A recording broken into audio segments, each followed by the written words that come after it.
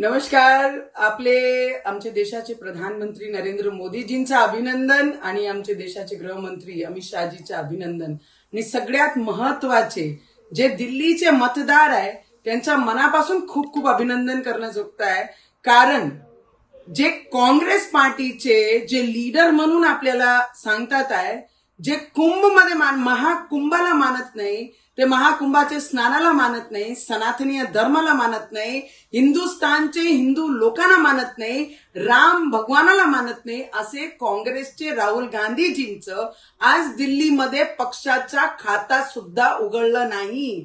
आणि जे खोट्याची राजनीती करतात असे केजरीवाल, ज्यांचा आज स्वतःला निवडून आणू शकल्या नाही आणि पक्षाची या पद्धतीने परिस्थिती झालेली आहे. तर मला वाटते राहुल गांधीजी आणि खोटी राजनीती करणारे केजरीवालजी या दोघांना एक सगळ्यात मोठं संकेत आणि त्यांना जे जवाब उत्तर द्यायचं होता त्यांनी मतदारांना दिलं की जो हिंदुस्तान को मानेगा, जो राम भगवान में बिलीव करेगा, हिंदुस्तानियों के विचारों में बिलीव करेगा, हिंदुइज्म पे बिलीव करेगा, उसी के साथ ये हिंदुस्तान के मतदार खड़े रहेंगे, ना कि झूठी राजनीति के साथ एक विशिष्ट समाज की राजनीति करने वाले काँग्रेस और आप ज्या पद्धतीने यावेळी त्यांनी राजनीती केली. मला वाटते त्यांना उत्तर या सनातनियांचा यावेळी दिल्लीमध्ये लोक मतदारांनी दिलाय. तर मला वाटते आमचे देशाच्या प्रधानमंत्रीच्या मनापासून खूप खूप अभिनंदन.